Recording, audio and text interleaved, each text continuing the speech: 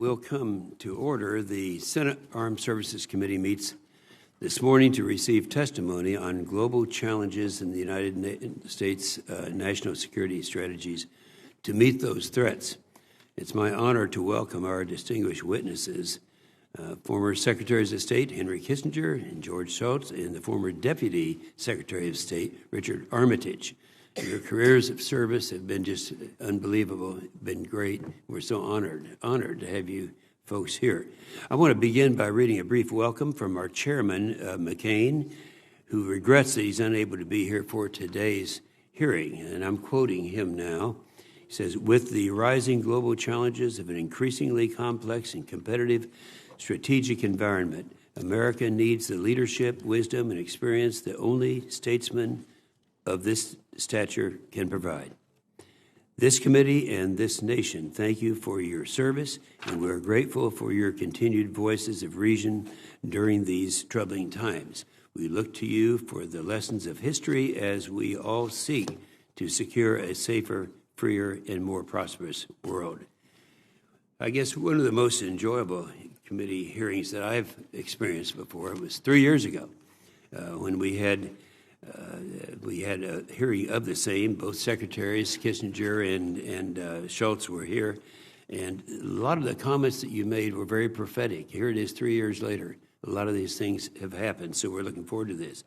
Speaking on behalf of the entire committee, we all look forward to having the chairman back soon, and I'm sure he will be. Now more than ever, the challenges of today's world require strategic vision. Each of you is uniquely qualified to help with this committee think through not only our present challenges, but also the strategy needed to meet them. The insights and wisdom you offered then were discerning and have borne out in the years since. The Trump administration recently released a new national security strategy and a national defense strategy, which emphasizes the priority of near-peer competition, the danger of rogue nations, and the enduring threat of terrorism. The National Defense Strategy is a frank and realistic view of the global strategic environment. It offers a blueprint for protecting our national interests and reestablishing America's position as the undisputed leader of the free world. And it shows a commitment to restoring our military advantage across all domains and strengthening and expanding key alliances. So we just ask each of you to help us think through this strategy. The members of this committee are well aware that the key and success of any strategy requires resources. We need to cast aside partisan politics and pass an appropriation bill while finding a way to fix the defense spending caps that have disseminated our military in terms of readiness and modernization. So we thank you for your service and look forward to your testimony. Senator Reed. Well, thank you very much, Mr. Chairman, and I would like to welcome Dr. Kissinger and Secretary Shultz and Secretary Armitage. This is certainly a distinguished panel, and we are grateful that you're here today. Each of you have played a very important role in some of the most monumental foreign policy decisions in our nation's history. And on behalf of all the members of the committee, we look forward to your testimony. This morning's hearing on global challenges in U.S. national security follows the release last week of the new National Defense Strategy.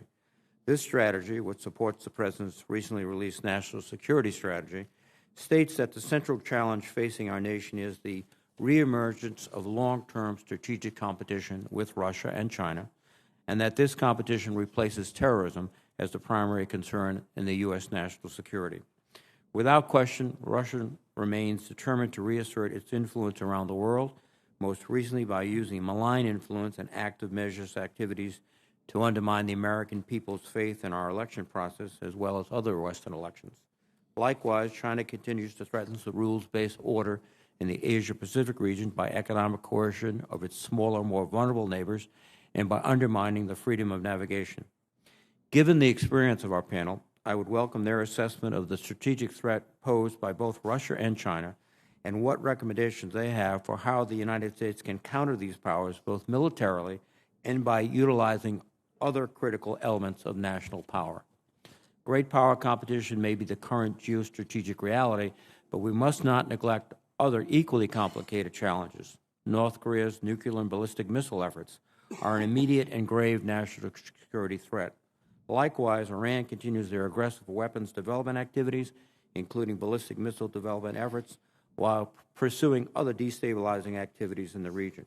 Finally, the United States must remain focused on countering the security threat from ISIS in Iraq and Syria and its spread beyond the Middle East region, while also building the capabilities of the Afghan National Security Forces and deny any safe haven for extremists. In the coming weeks, this committee will hear directly from Secretary Mattis and senior leaders in the Defense Department on how the National Defense Strategy will address the threats facing our nation. As we begin our review of the National Defense Committee, it would benefit this committee to get our witnesses' state assessment of the new strategy and whether it strikes the appropriate balance between great power competition and the ongoing threats posed by rogue regimes, terrorist organizations, and other non-state actors and criminal organizations. Finally, the new strategy emphasizes a simple but key fact: the importance of allies and partners. The esteemed panel before us knows better than most that robust international alliances are essential to keeping our country safe. The National Defense Strategy unveiled last week puts a premium on bolstering current alliances while pursuing new partners. As I have stated many times, I'm deeply concerned about statements from the President that have undercut America's leadership position in the world, alienated our longtime allies, and dismissed the global order the United States helped establish following World War II. These actions isolate the United States and weaken our influence in the world, ultimately leading to uncertainty and the risk of miscalculation. At the same time, the administration has proposed dramatic cuts to the State Department, and career Foreign Service officers are leaving the government at an alarming rate. I am concerned we may seek to counter the whole-of-nation strategies pursued by Russia and China simply by reinvesting in our own comparative military advantage at the expense of necessary investments in diplomacy and development as essential tools of national power. Given our panel's extensive experience cultivating allies and promoting diplomacy, I would welcome their assessment of our current alliances, what more can be done to sustain these critical relationships, and the importance of non-military elements of national power to our security. Once again, I want to thank the witnesses for being here, and more importantly, for their lifetime of service and dedication to the United States of America. Thank you, Mr. Chairman. Thank you, Senator Reed. Normally, we ask our witnesses to confine their remarks to a certain time. I would not be so presumptuous. Talk as long as you want to. Dr. Kissinger, you're recognized. Thank you so much for being here.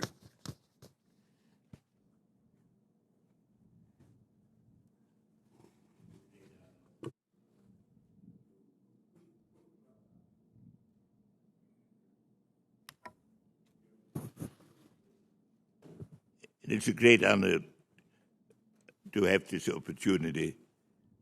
And I would like to say one word about our chairman, who I have known for 50 years since he returned from Vietnam. At that time, I had been in Hanoi, and they had offered to let me take him on my plane back to the United States.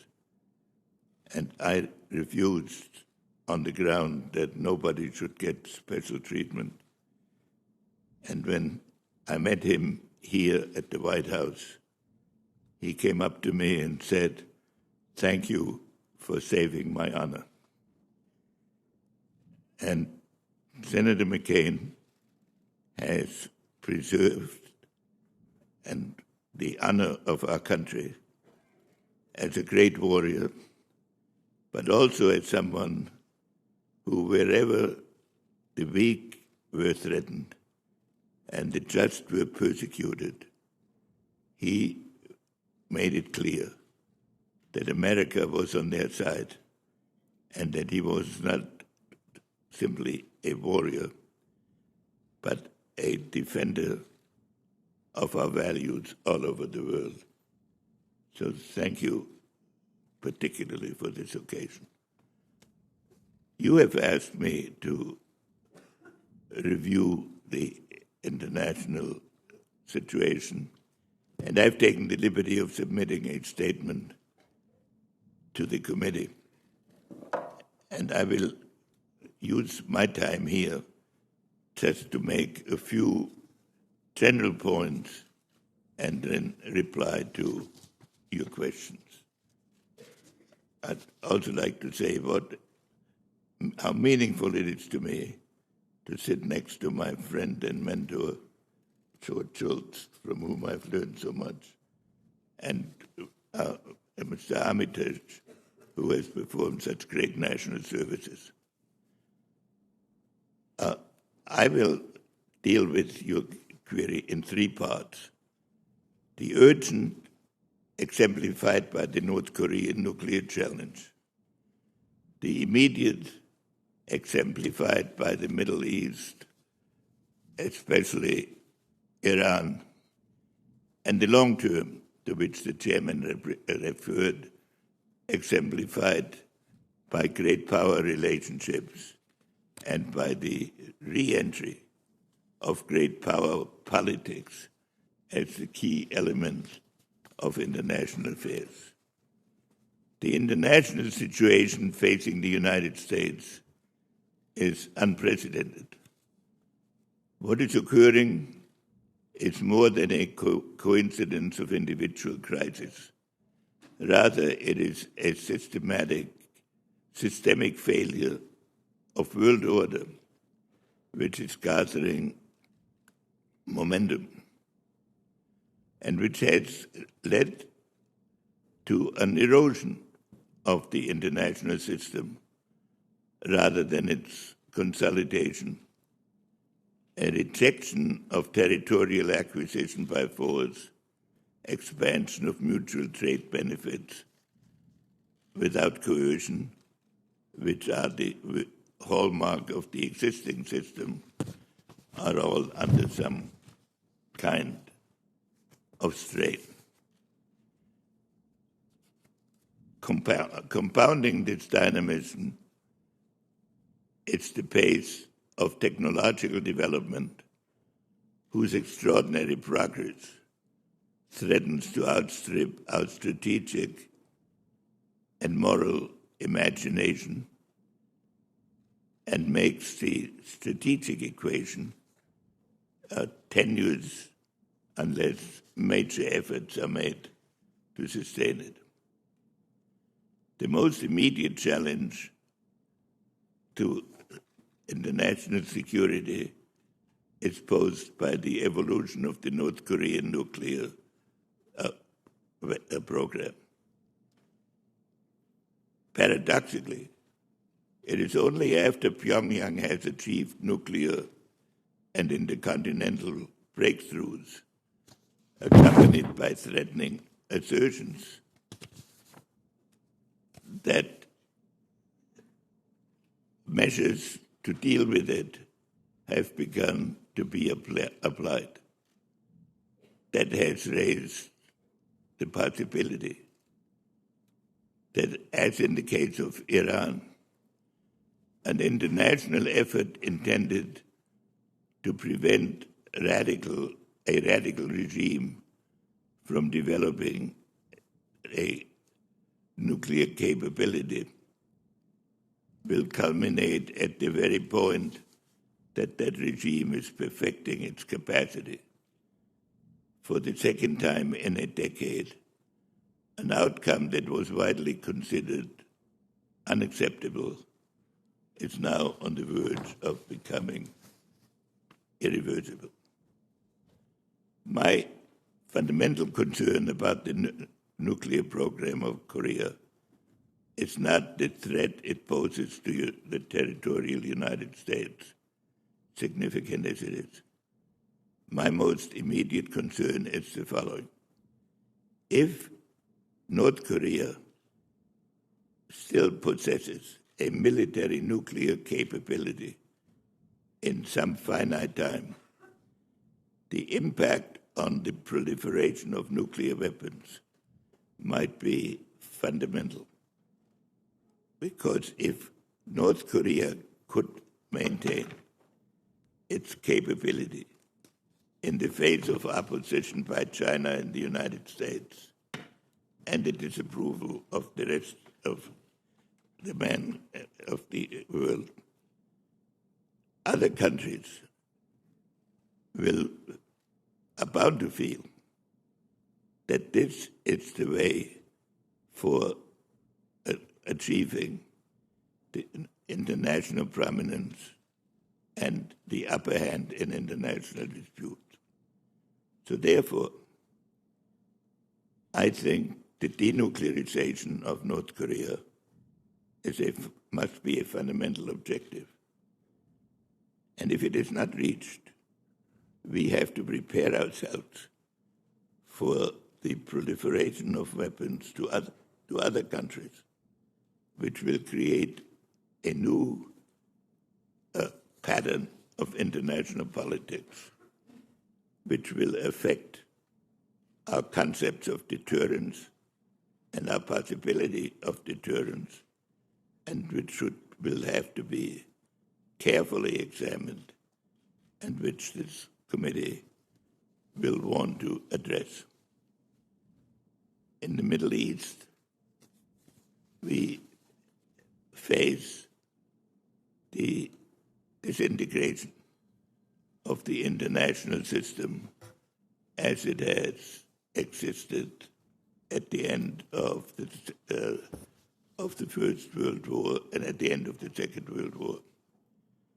And every country in the region is either a combatant or a theater of conflict. And to me, the overriding concerns at the moment are these. We have successfully defeated ISIS, but the question now is the succession. What happens next?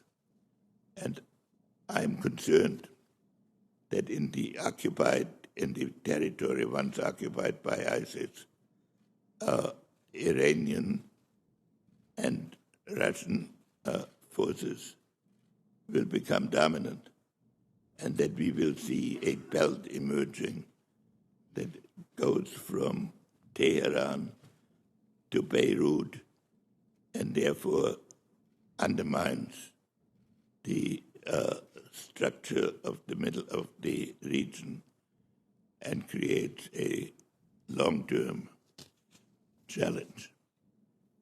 And finally, I want to refer to what has been identified by the administration as the dominant element now, the relationship, the great power relationship between the United States and China and Russia. There is no doubt that the military capacity of China, as well as the economic capacity, is growing. And there have been challenges from Russia which have to be met, especially in Ukraine, Crimea, and Syria. And this raises these fundamental questions. What is the strategic relationship between these countries vis-a-vis the prospect of peace? Is their strength comparable enough to induce restraint? Are their values compatible enough to encourage an agreed legitimacy? These are the challenges that we face.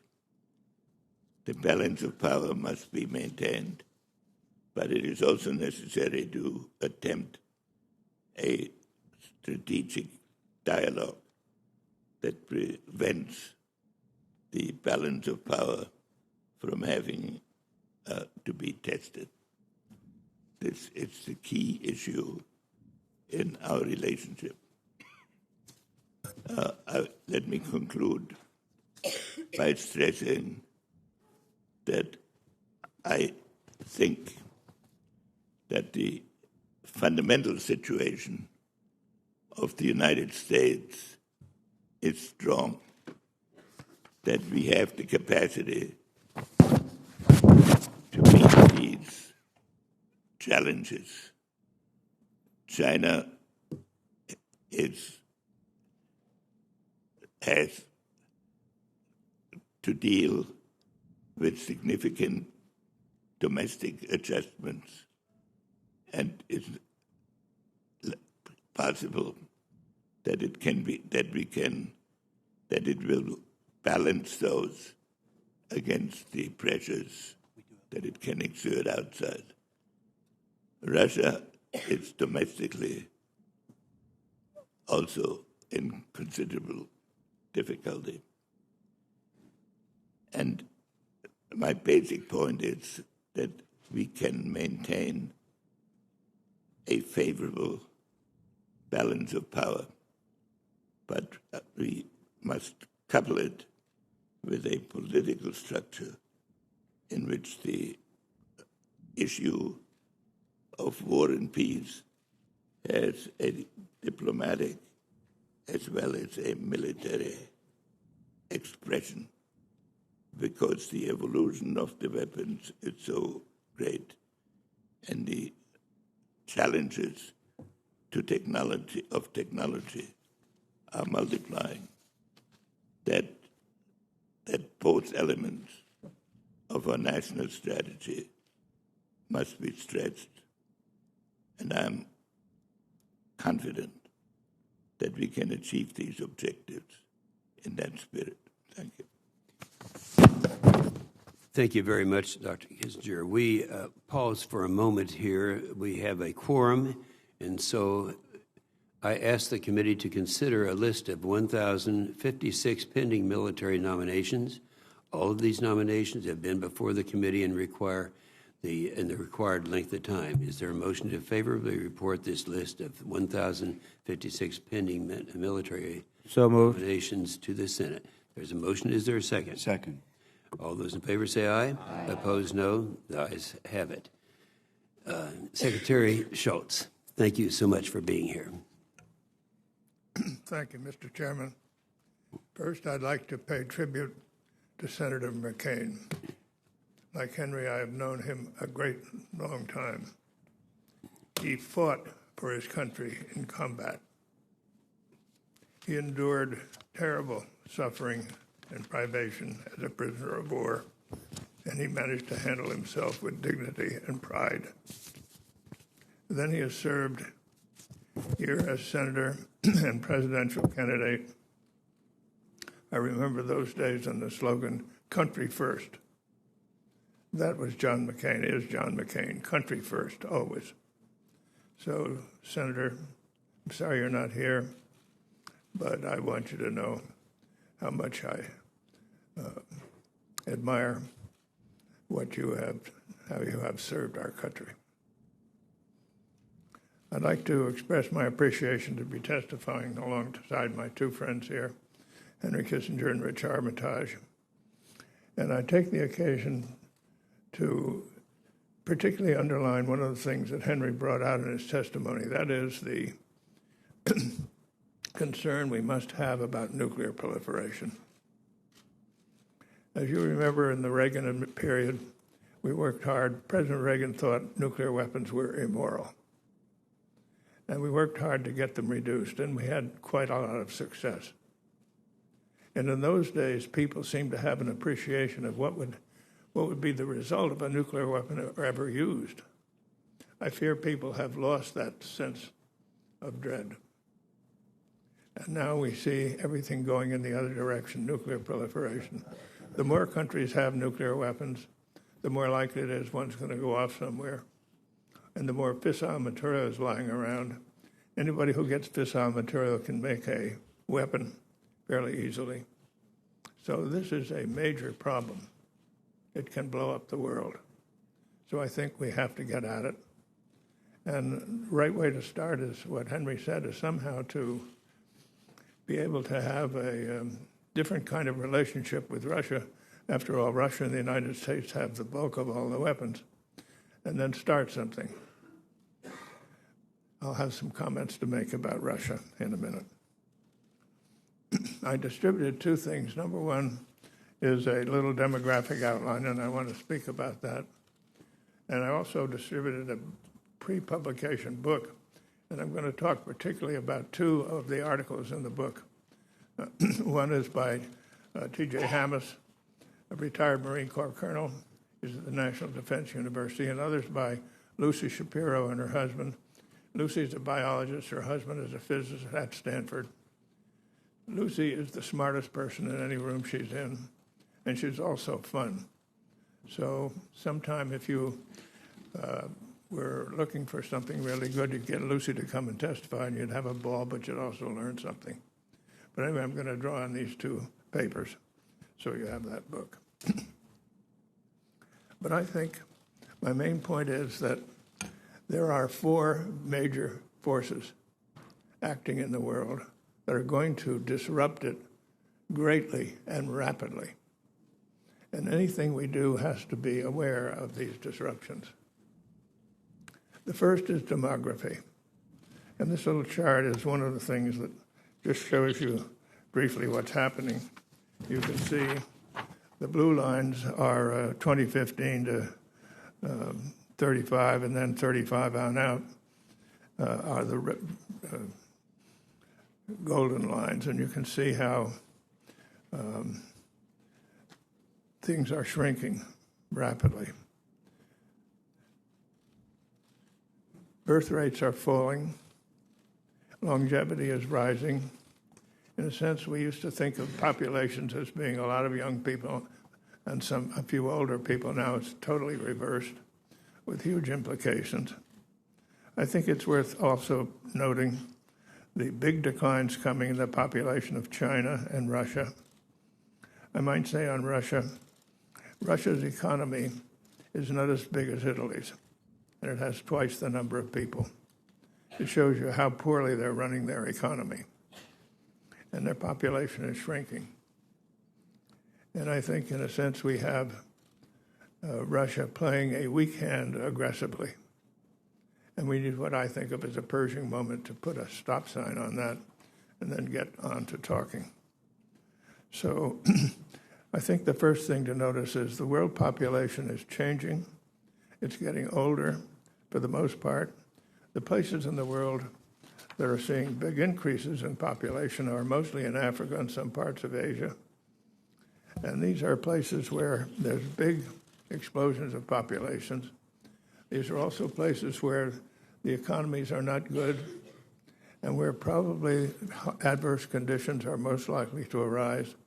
So I think it's almost certain that there's going to be a big effort for people to migrate away from those places. And how the world is going to handle this large migration, you've got to start thinking about it. You can't ignore it. So that's point one. Point two has to do with governance. We are surrounded by information and communications. Information is everywhere. Some of it's right, some of it's wrong. Some of it's put out for a purpose, some of it's just neutral. It's hard to sort it out. And diversity is everywhere. People can look at this information, they can communicate, they can organize, and they do. So we get a lot of government by protest of one kind or another. So we have to learn all over again how to govern over diversity. And just as government is having a hard time, things like nuclear proliferation come along that can only be dealt with by intergovernmental cooperation. So this crisis in government, I think, is a very important thing to address and try to think through. The third and fourth big changes have to do with technology. The first is artificial intelligence, and the second is what's called 3D printing. It really should be called additive manufacturing, but it is a big deal, really coming hard. So I'm going to focus on what is happening with this. First, let me talk about the economy. What is happening as a result of these forces is deglobalization. This is already happening. This is not something for the future. The reason is that it's becoming more and more possible to produce the things you want close to where you are. So the advantages of low labor costs are disappearing. And The more you produce things near where you are, the less you need shipping, and it has a big impact on energy. It has a huge impact on the countries that are providing low-cost labor, and a huge impact on places like ourselves, which will wind up being able to produce these things near where we are. It's a revolution. And a revolution in the economy has all sorts of security implications that need to be thought about. But this is a very big deal.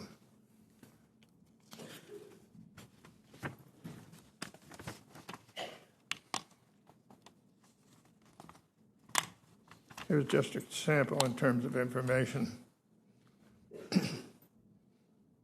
Over $700 billion in capital left developing economies, greatly exceeding the $145 billion net outflows during the Great Recession. In contrast, foreign direct investment into the United States is growing rapidly. In 2016, FDI flows into the United States reached $391 billion, more than double the $171 billion inflow in 2014. Outflows in 2016 were only $299 billion. Thus, in 2016, the United States saw a net inflow of investment capital of $192 billion. In 2015, the latest statistics available from the Department of Commerce, nearly 70% of the FDI was invested in the manufacturing sector. This is just by way of putting an underline on the point that I was making.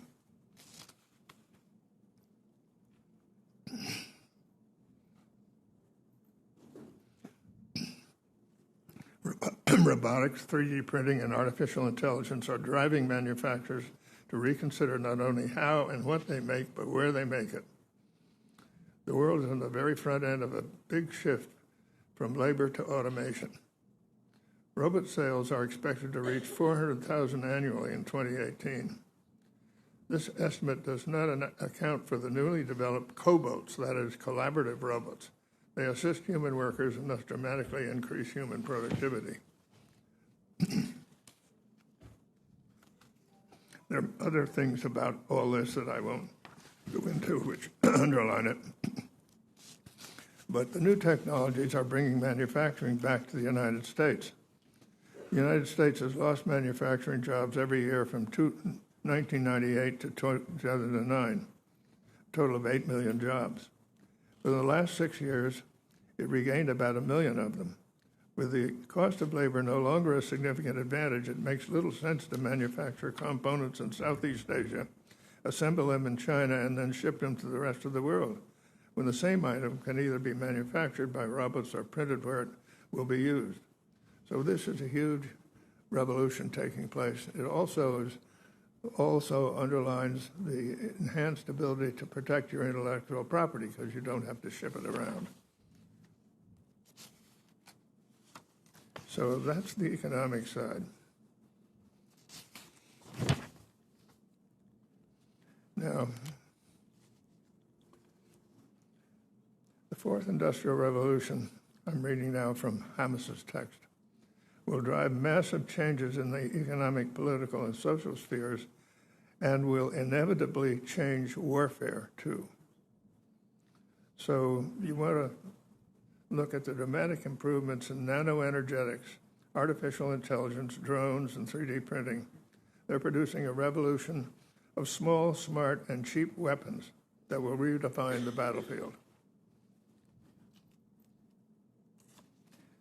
Open source literature says nano aluminum created ultra-high burn rates, which give nano explosives 4 to 10 times the power of TNT.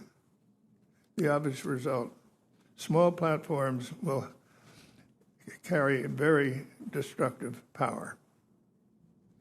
Then you can put these small platforms on drones. And drones can be manufactured easily, and you can have a great many of them inexpensively. So then you can have a swarm armed with lethal equipment. Any fixed target is a real target. So an airfield where our Air Force stores planes is a very vulnerable target. A ship at anchor is a vulnerable target. So you've got to think about that in terms of how you deploy. And in terms of the drones, while such a system cannot be jammed, it would only serve to get a drone, talking about getting a drone to the area where its target is, but not to ensure it could hit a specific target. At that point, the optical systems guided by artificial intelligence could use onboard multispectral imaging to find a target and guide the weapons.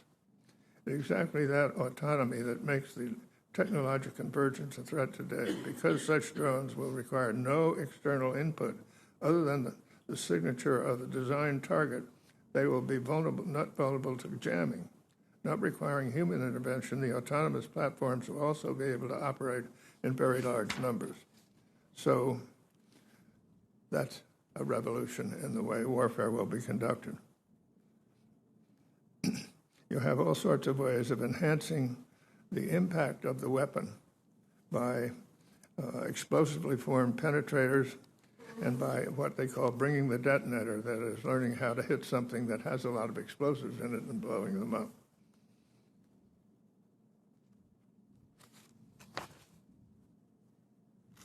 Now, the Chinese are very much onto this.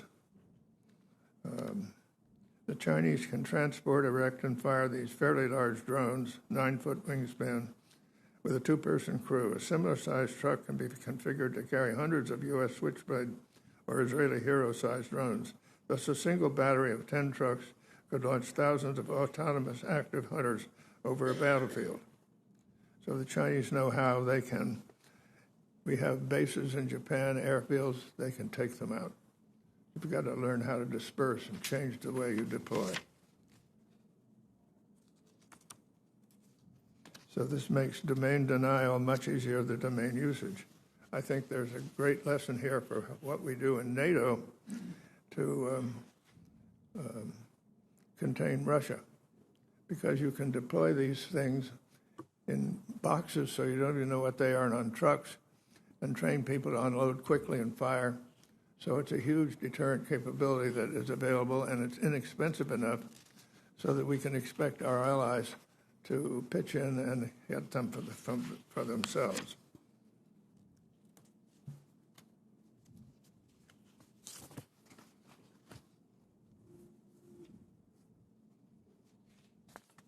I might say on cyber, there was some mention of that earlier. There is a big problem, but it's important to remind her that all networks have nodes in the real world. Some of them are quite exposed. And so we combine that fact with the possibility of autonomous drones, and maybe you can do something about those nodes.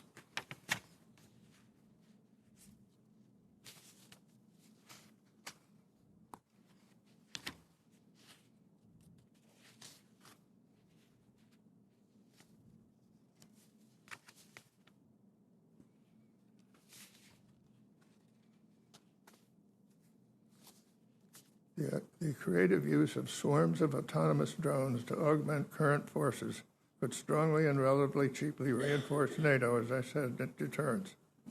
If NATO assists frontline states in fielding large numbers of inexpensive autonomous drones that are prepackaged in standard 20-foot containers, the weapons can be stored in sites across the countries under the control of reserve forces. If the weapons are prepackaged and stored, the national forces can quickly deploy the weapons to delay a Russian advance.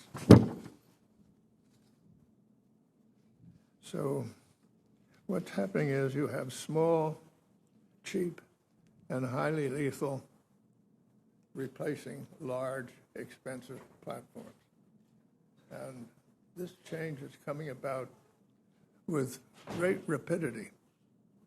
And it is massively important to take it into account in anything that you are thinking about doing.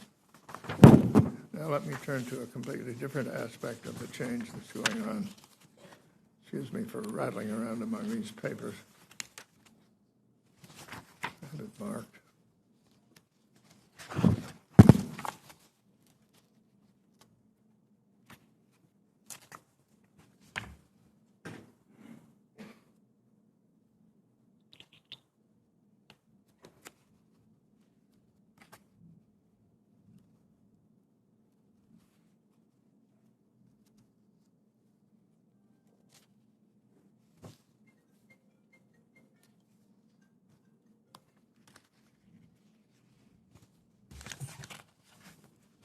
Now I turn to Lucy's paper. She says, breakthrough advances in the sequencing, decoding, and manipulation of genomes of all organisms are occurring at the same time as disruptive changes in the world's ecosystem. We're in the midst of the sixth great extinction, which is predicted to culminate in the elimination of about 30% of all ocean corals. That's going on now. Sharks and rays, 30% of all freshwater mollusks, 25% of all mammals, 20% of all reptiles, and about 15% of all birds currently alive. There's a gigantic change taking place. And tropical diseases are coming north everywhere. And we are not getting up to scale on our diagnostics of them and our treatment capabilities.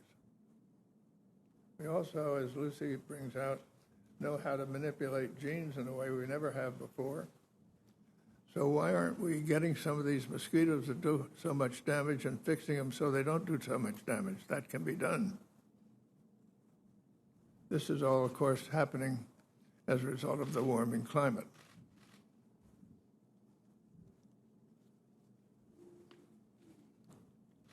As Lucy says, climate change is a cause of the global redistribution of infectious diseases.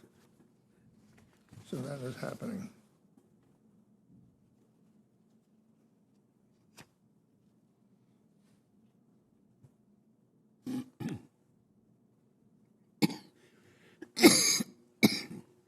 So she gives an example here.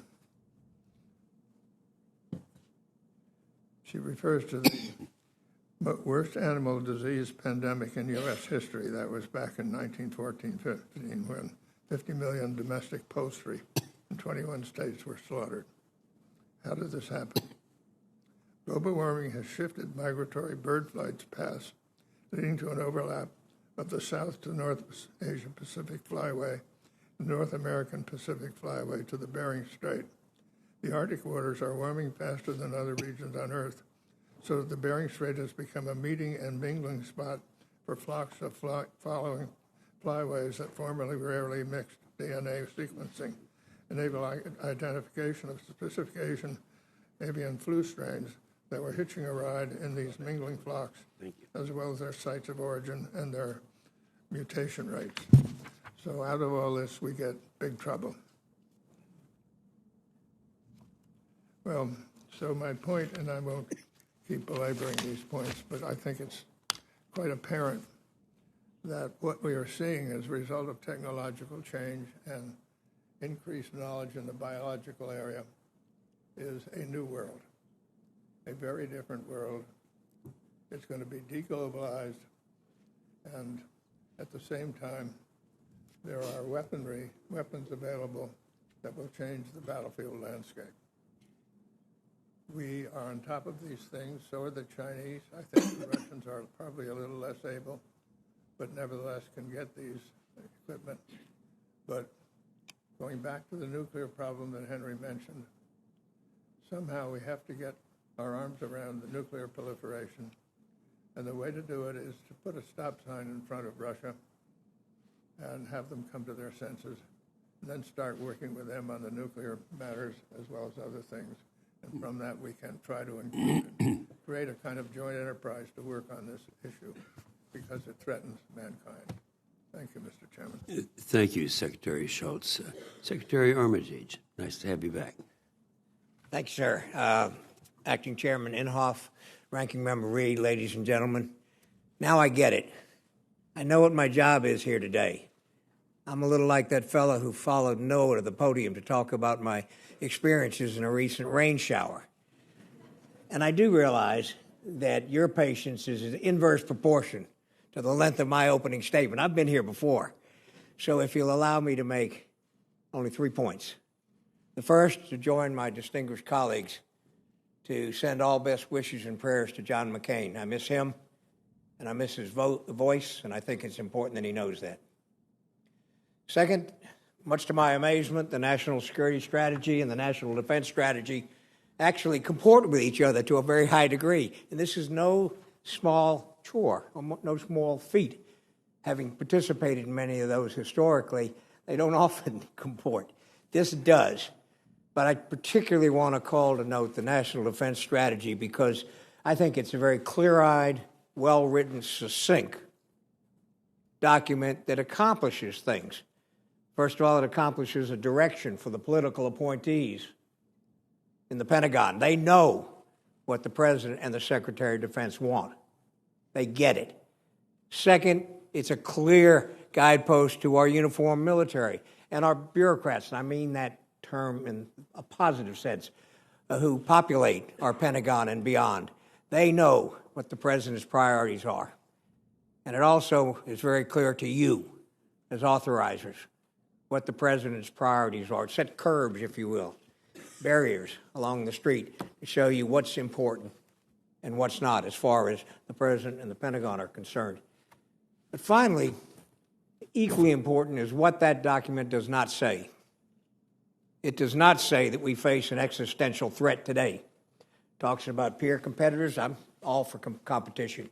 And if we do our job as a military and diplomats, peer competitors won't become adversaries and then enemies. To be an existential threat, it seems to me you have to have the capability to annihilate the United States and the desire. China has the capability and doesn't have the desire. She has too much skin in the game.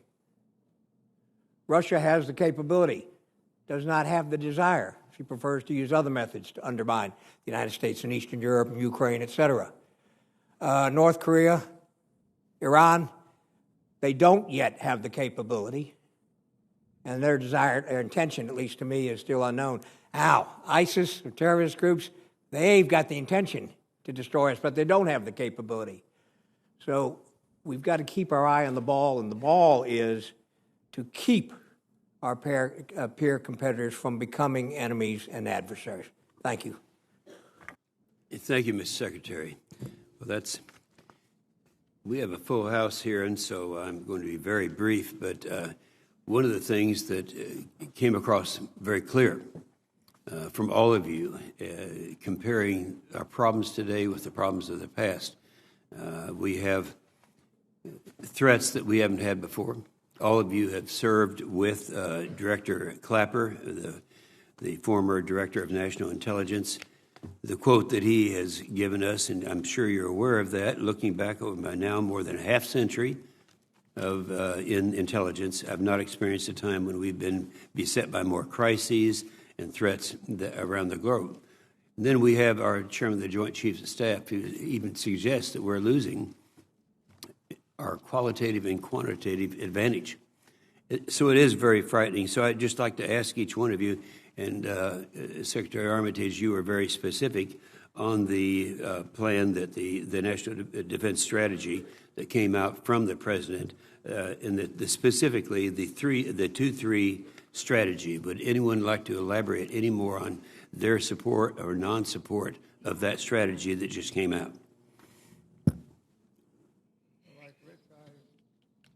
Like Rich, I'm very impressed with what they laid out, but I think it doesn't adequately address the fact of the huge change that's taking place in deglobalization and the new kind of weaponry that's coming about and what the implications of that are.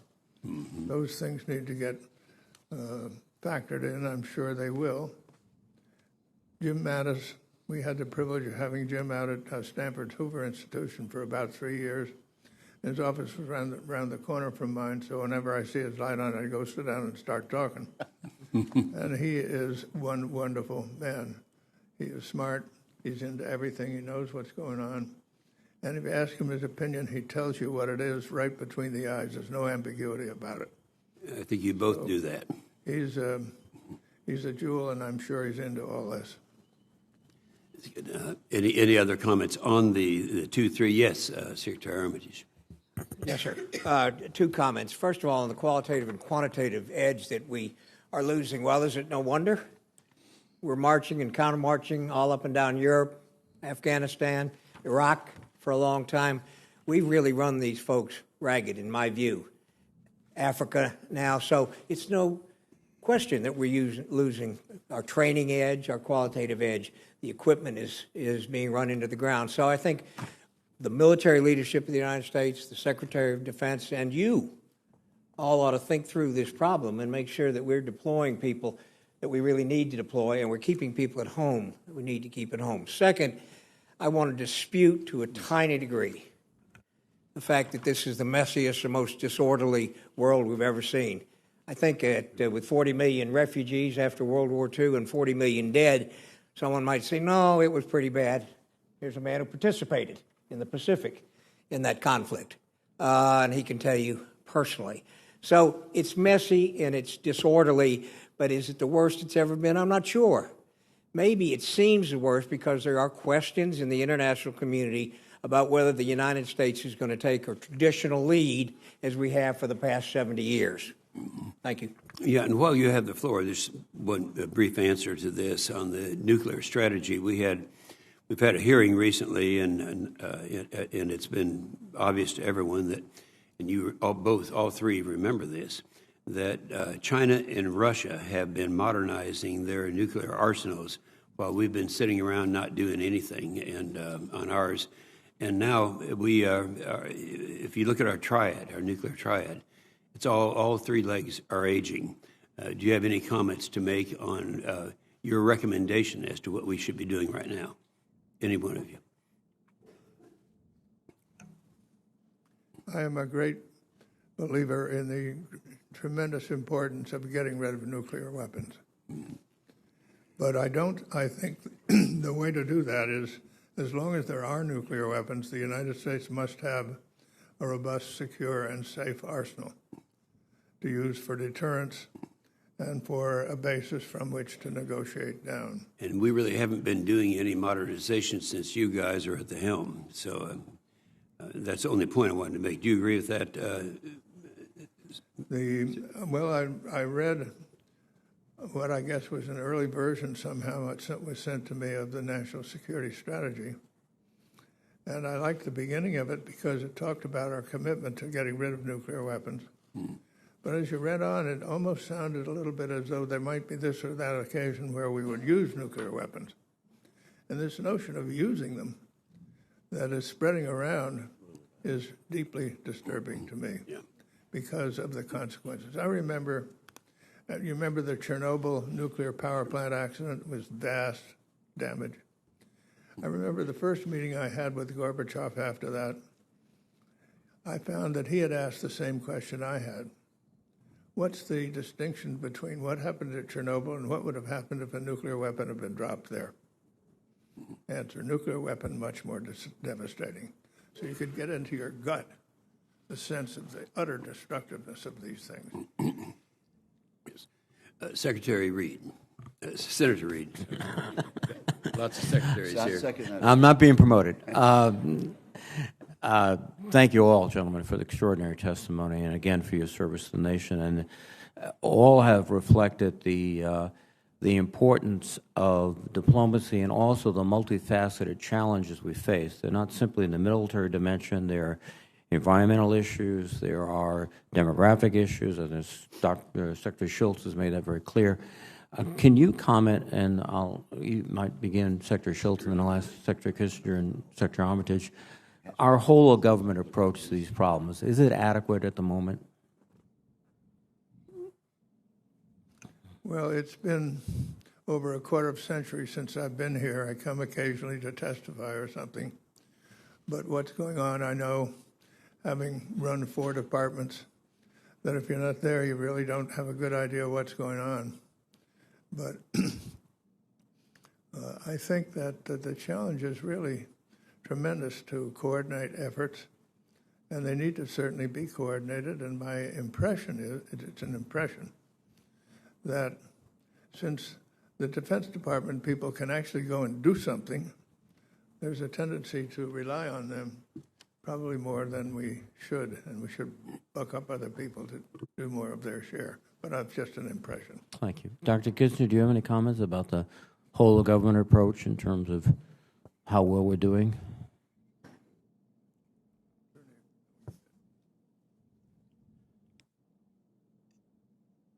The challenge we face at this moment is that is to determine what our national objectives are and how to reach them in a strategic manner. The Defense Department statement about our objectives seems to me very adequate and expresses the necessities. But I would like to point out, as a student of history, that if one relies entirely on abstract military planning without having thought through the political consequences, one may find oneself in an irreversible position. None of the leaders who started World War I would have done so if they had known what the end result would be like. So when weapons are being procured, which in principle I favor strongly, one should also relate them to a military strategy that one is prepared to implement and a diplomacy that looks for the creation of a system of world order by which you can determine the nature of the challenges and the extent to which they can be opposed. On the diplomatic side, I think we need a more systematic approach to what we are attempting to do. On the military side, I support what the Defense Department is trying to do, and I agree with the objectives that have been stated with respect to North Korea and with the Middle East, but they have been, up to now, conducted in a fragmentary rather than a coherent manner. Thank you, Dr. Kissinger. Secretary Armitage, please. Just briefly, sir, the whole of government sounds great, but in order to have a whole of government approach, you have to have buy-in by all the leadership, and you have to have an inventory of what your arrows are to put in your quiver. I don't think we've got that. Second, you have to have resources, and it doesn't seem to me you can have a whole of government approach if you resource the State Department in an insufficient way. If it wasn't for the Congress, we'd be down 30% in the State Department instead of the 10% that the State Department is down now. And finally, the whole of government approach has to embrace friends and allies. For us to do everything alone is wrong, in my view. And so it has to be seen that a whole of government is also diplomacy, is also getting coalitions together of allies, like-minded people, et cetera.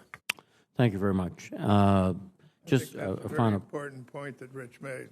It's not only us, but our allies that we have to work with. Thank you all very much. And just a point, I may, you've all signaled the proliferation issue is absolutely critical. And Korea, if it continues on its projection, raises huge proliferation problems. That may be a way in which we can get the Chinese and the Russians and us to work together, because my sense is they too fear a proliferation problem. But I will leave that to the next round if there is a next round. Thank you. Senator Wicker. Thank you, gentlemen. This has really been wonderful, very, very valuable to members like me. Dr. Kissinger, let me ask about NATO and a statement that you made, and after you follow up, I'll ask our other two witnesses to comment. You say NATO needs to be clear about its strategic purposes. What outcomes other than violations of territorial integrity does NATO seek to prevent? What do you suggest should be the answer to that question among NATO members? The challenge that NATO faces now seems to me to be this. For 300 years, Europe was the designer of the international system and provided the leadership in the structure of the world, the United States, in those periods standing apart. At the end of World War II, Europe was devastated, and the United States undertook the leadership of bringing together these various nations and guaranteeing their territorial integrity. The challenge was primarily conceived to be from the Soviet Union as a military attack on Europe. Europe, under the Marshall Plan, recovered economically.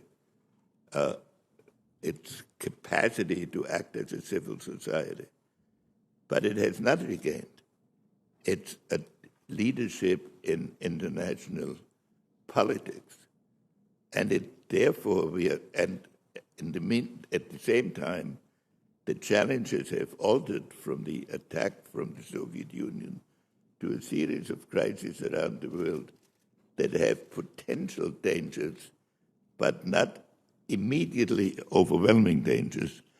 So it requires a higher degree of assessment. So I think it is, and so NATO has constantly been faced with a series of what are called out-of-the-area problems, which are central in many ways to the overall equation, but not central to how they conceive it domestically.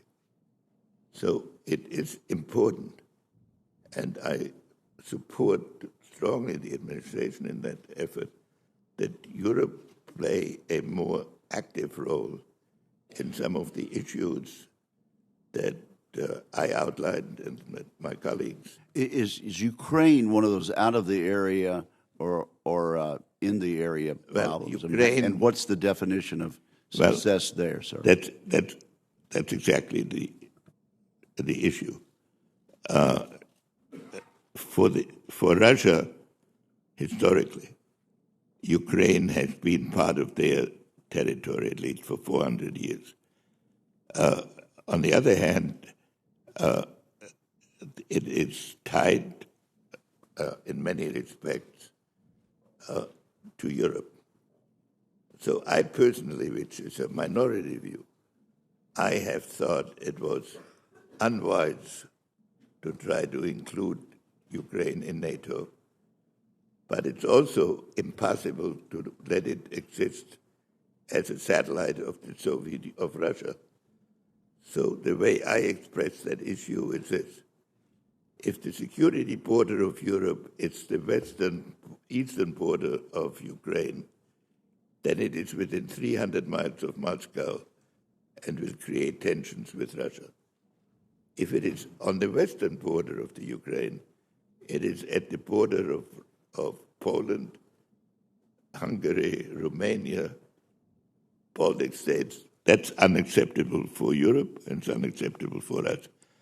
So therefore, is it possible to have a Ukraine solution in which Ukraine is free in the political and economic field to relate itself to its preferences, something like Finland,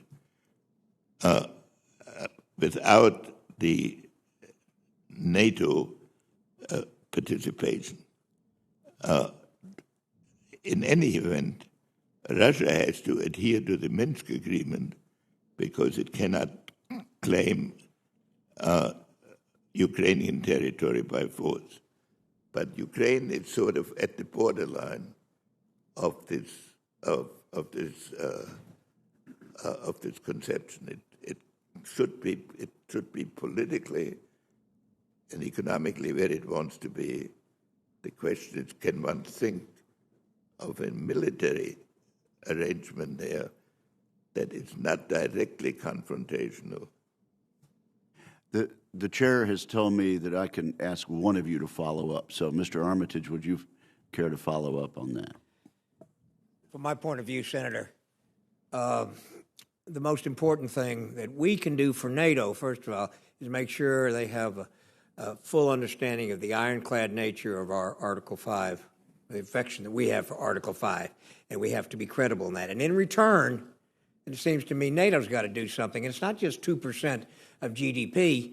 I'm read recently that the British have no warships right now that are outside of their ports. Suppose we have to start taking action and creating our banks of 3D printers and start using them.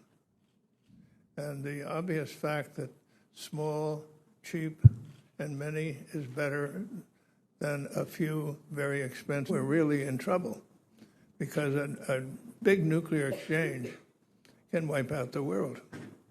I have a great friend in San Francisco named Bill Swing. He's the retired Episcopal Bishop of California, and he started something really terrific called the United Religion Initiative. And he made a statement about a year ago. I tried to get him to publish it, but he wouldn't do it. But he said, when you put your hand on the Bible, and President Reagan did a very good job on it, and we came to the end.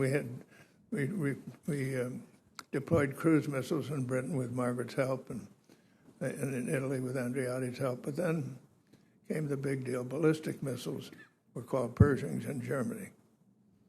And here's where the alliance came in. Everybody supported the Germans. It was very controversial. The Russians pulled out of negotiations. They did everything. They fanned war talk. But the Persians got deployed. That was a turning point in the Cold War. And it showed the Russians something special. And before long, he says, "Your husband wants peace?" And Nancy could bristle. "Of course my husband wants peace."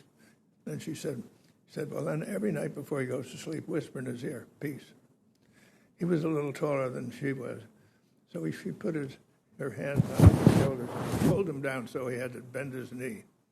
She said, "I'll whisper it in yours." Kissinger, I want to return to a point that you raised in your opening statement as well as your written testimony. I'll just repeat it. You pointed out a paradox, the possibility that in North Korea, as in Iran, an international effort intended to prevent a radical regime from developing a destabilizing capability will coincide diplomatically with the regime perfecting that very capacity. For the second time in a decade, an outcome that was widely considered unacceptable is now on the verge of becoming irreversible. Could you elaborate on why you think that's the case and what we could learn from the situation? With respect to North Korea, there is the idea that there might be a negotiation based on a freeze for freeze.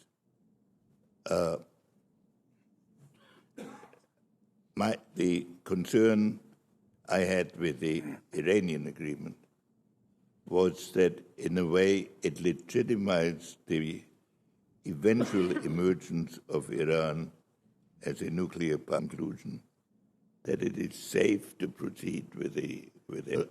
Therefore, we need to make a distinction between measures that might relieve the immediate tension but make an ultimate crisis all the more severe, and measures that need to be taken or could be taken to face the issue of the denuclearization of Korea, all the more so as the problem of Iran is just down the road even under the existing deals. That is my basic point. Thank you.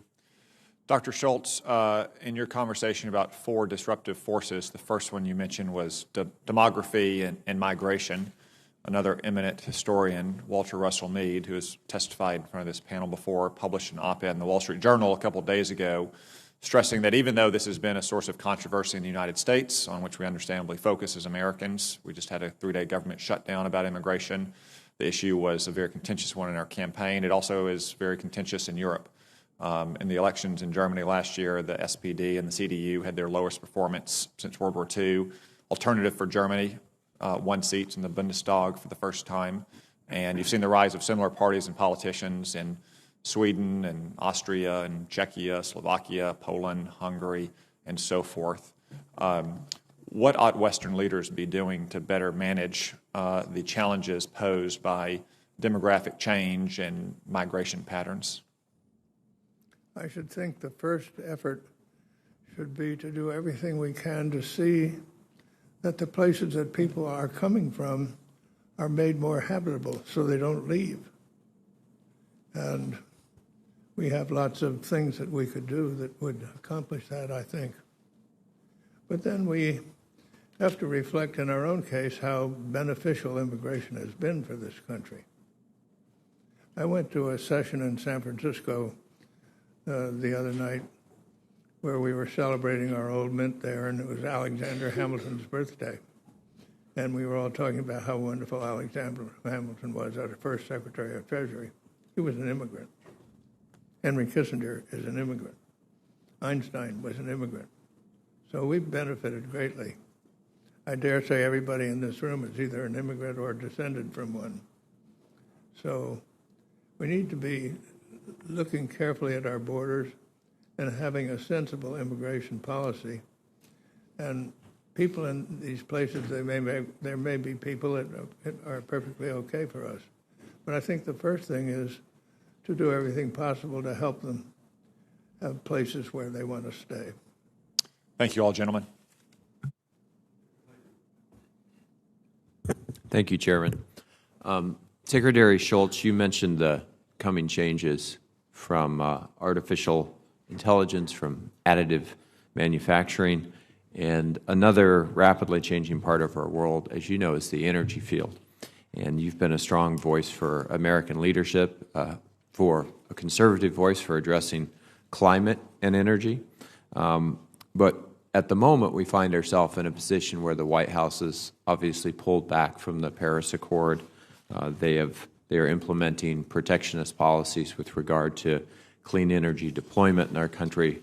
So I'm curious your thoughts on what you believe America's posture with regard to climate leadership in the world and implementation of a clean energy strategy should look like. Well, just as we have a threat throughout the world from nuclear weapons, we have a threat that's global from the warming climate. The paper by Lucy Shapiro that I read from shows on the biological side some of those threats, but there are many others. I think there are two things that should be done that will help a lot. Number one, a lot of people object to all these regulations, the government telling you do this, don't do that, and so forth. Say, all right, let's get rid of all that. Let's put in place a revenue-neutral carbon tax. Put a price out there and let the market decide. So in the program that I've been working on with Tom Stevenson, who's here, we would start with a $40 a ton tax and make it revenue neutral.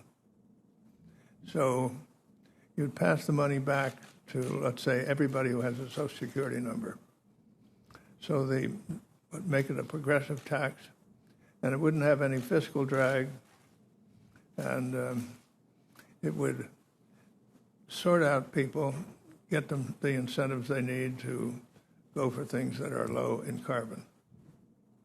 The other thing that I think is very important is to maintain a respectable government program supporting energy R&D. And it doesn't have to be huge, because I know I'm the chairman of MIT's Energy Advisory Board. They have a big program at MIT, and I have more or less the same role at Stanford.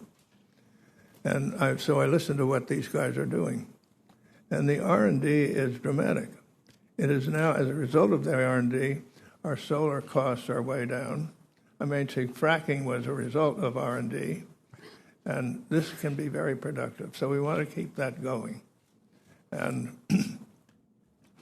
we have been working at it at these two universities.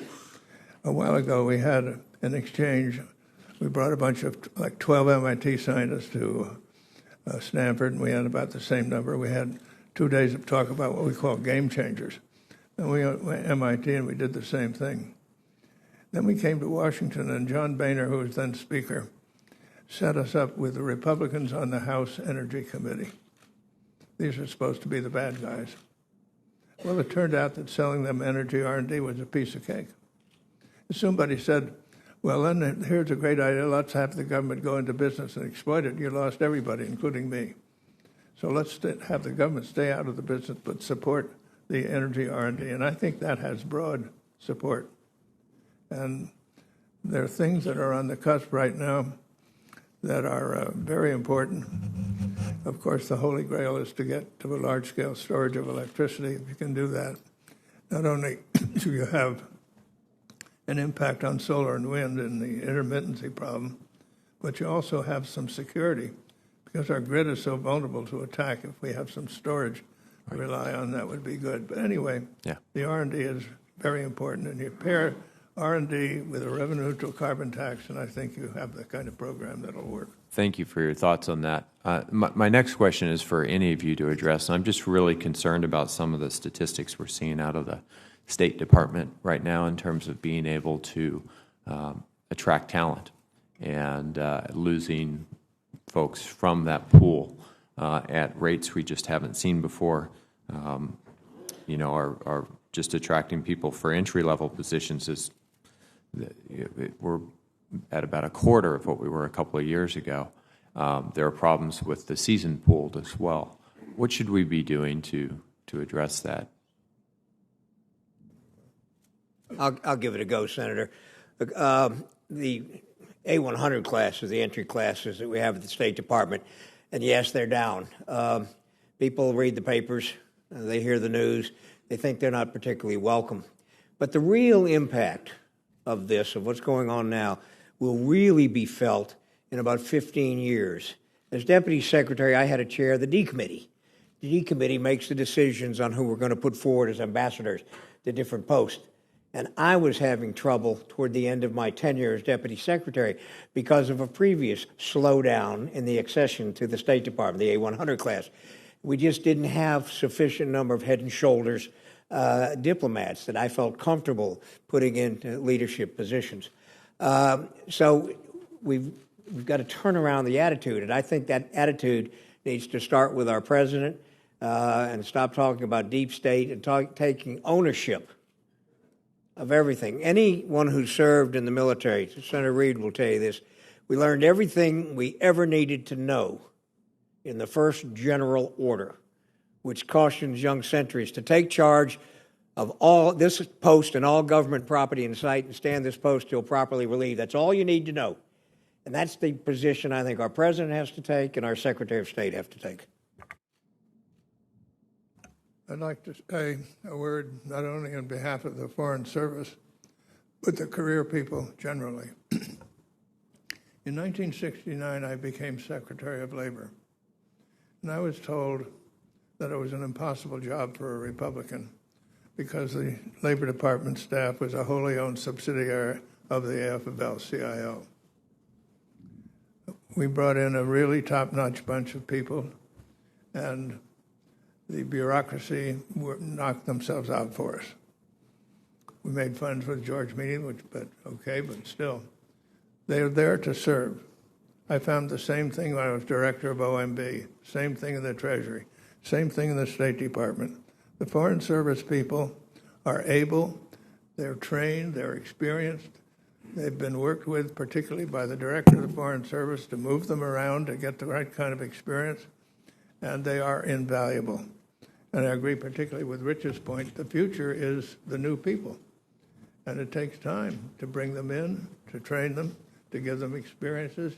You can't learn from just reading something. You've got to have experience. Move around and learn things from that. So it's essential. I'd like to make a point here.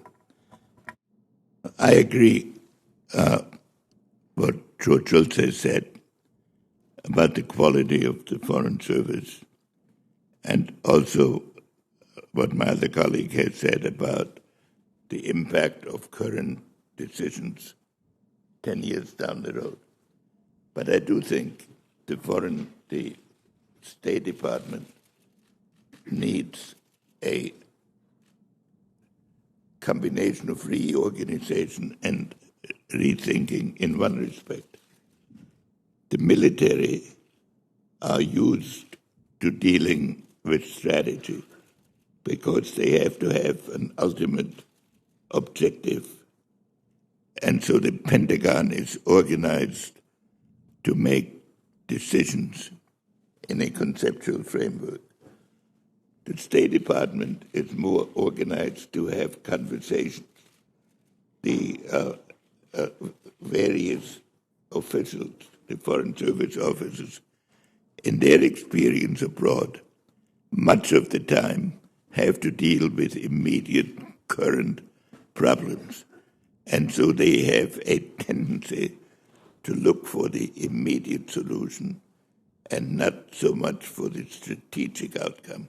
Of course, there are great exceptions in this. So I would think a reorganization of the State Department that leads more systematically to strategic thinking and less preoccupation with a very immediate problem would be highly desirable.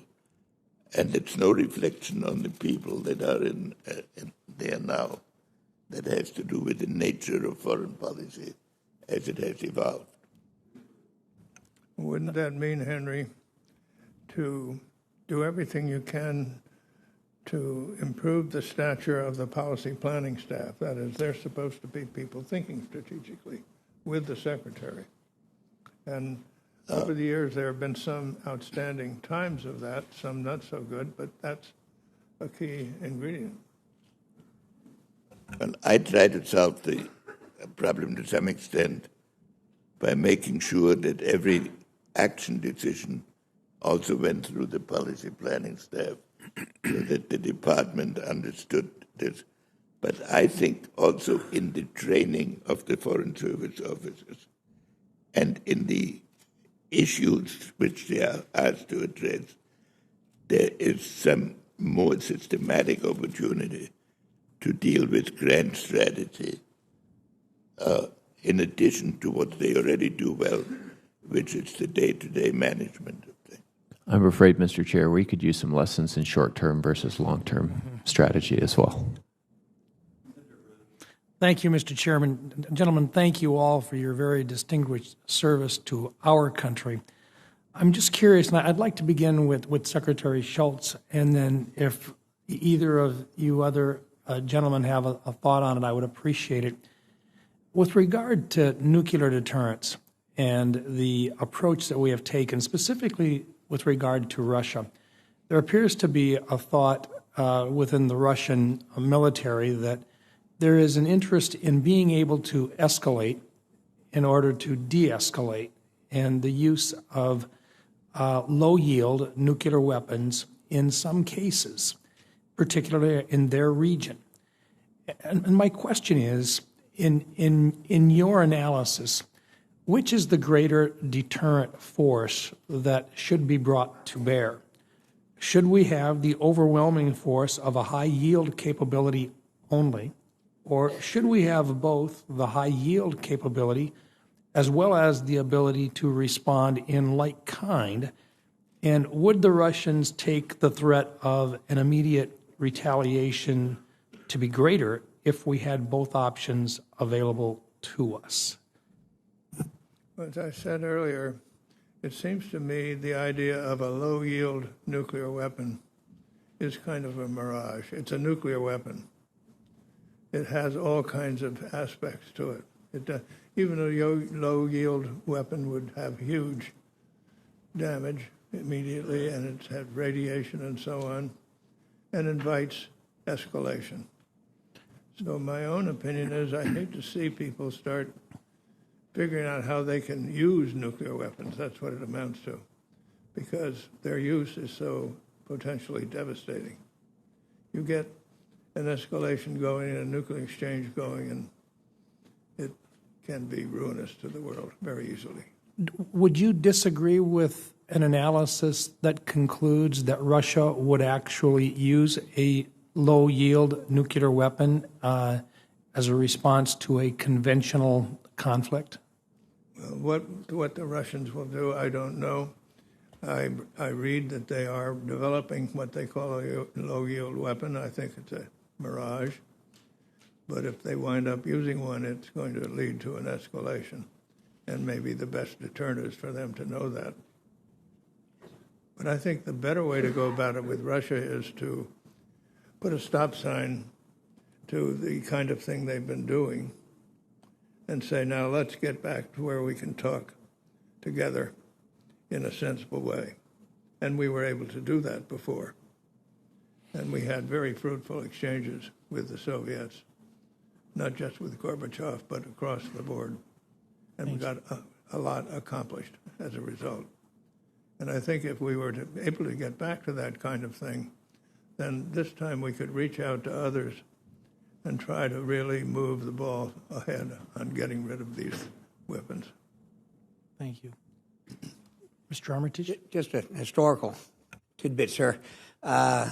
We actually had man-portable nuclear weapons at one time in our inventory. But we came to the conclusion that a nuclear weapon is a nuclear weapon. We also had a great deal of success, Secretary Shultz particularly, in the INF discussions in 1983 with the Germans when we wanted INF weapons, to blunt, tactical nukes, to blunt a Soviet thrust through the Fulda Gap. So this has been up and down the flagpole several different times. And I think that the Russians and the Americans come to the same conclusion that you uttered, sir. A nuclear weapon is a nuclear weapon, and you can't control it. Thank you. I'm just curious, today we've talked about a number of different locations that are hotspots today. We've talked about Europe, we've talked about the South Pacific with China, the Middle East, and yet during this entire discussion, there has been no discussion about the continent of Africa or the continent of South America. I'm just curious if, in regard to our diplomatic efforts and so forth, and the opportunities that are there, I think about it because I know that Senator Inhofe has been one of those individuals who's been very active in Africa, having made 156 different country visits to Africa that I'm aware of. And the emphasis that is there, it seems to me that we are wide open for the opportunity for not only goodwill, but for the creation of cooperative partnerships there in both South America and in Africa. And I'd just like your thoughts in terms of the importance of those two continents and why it is that we, in the middle of a strategic discussion, we haven't mentioned either one of them so far. I think your point is right on. May want to put your microphone on. I think your point is right on, as I said earlier. I think in the African countries, that's where the explosion of population is likely to come from. And I think for various reasons, that's where the migration is likely to come from. And if we have constructive relationships there, maybe we can help create conditions where people are less anxious to leave.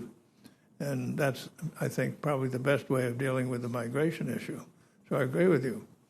As far as South America and Central America and Mexico are concerned, I remember when I took office, President Reagan said, foreign policy starts in our neighborhood. If you buy a house, you look at the house, but you also say, what's the neighborhood? And if it's a good neighborhood, you'll buy the house, and if it isn't, you won't. So we work very hard to bring Mexico into North America. And finally, with NAFTA, Mexico became part of North America. And that worked wonderfully, not only in economic terms, but it gave you the basis for talking about many, many other things, terrorism problems, environmental problems, all kinds of little issues that come along. You develop a friendly, easy, candid relationship. The Three Amigos comes along. So all of this is very positive about our neighborhood, and it's been a very hard thing for me to see us denouncing Mexico and trying to break it up, because this is our neighborhood. This is where we live. And we're working well. And we worry about, we say, oh, their drug gangs are coming over here. Where do the drug gangs come from? They come from the war on drugs in the United States. That's where the money comes from. That's where the guns come from. That's where the incentive comes from. So I think we ought to look at the war on drugs ourselves, what we're doing. And at the same time, obviously, our neighborhood deserves attention, and not just Mexico, but Central America and on south. There's some good things happening, some bad things happening down south, but this is where we live. Thank you. My time is Could I make a point on the nuclear yes, sir. weapons issue? I've been part of this discussion since 1950s. And my original reaction to the problems of massive retaliation was to see whether tactical nuclear weapons might provide a substitute or an alternative. And at that time, I came to the conclusion that has been presented here, that the distinction could not be drawn in any manner that that was workable at the time. Now we are moving into an area in which apparently relatively smaller tactical weapons are being considered by opponents. It's not a course I would recommend as our preferred solution.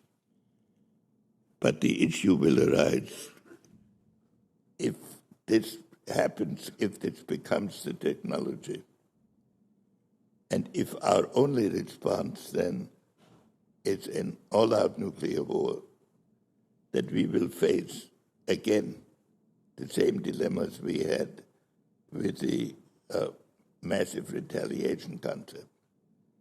And so while I would like to maintain a dividing line between nuclear and non-nuclear weapons, and while it would be highly desirable if some agreements could be made that would enforce this, if the technology develops in such a way that other major countries possess them, we should think carefully before we put ourselves into a position where our only response is an all-out nuclear strike.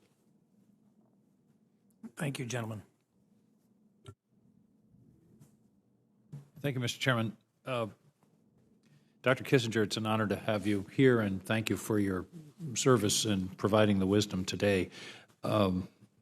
Mr. Armitage talked about China having the means but not the desire to attack us. My question is to you, based upon your long years of study of China, the book you wrote on China, what does China want?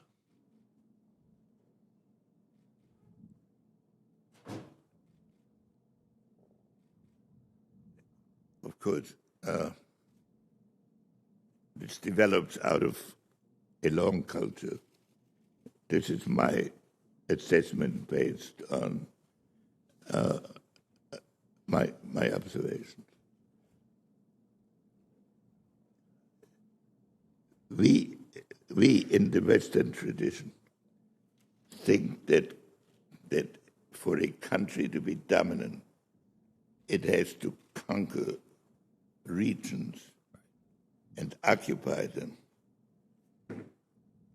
I think the Chinese historical view is that the Chinese, while they will use force, are thinking that their impact is through the magnitude of their culture, the size of their achievements, and that they will attempt to impose respect rather than do it through a series of military confrontations.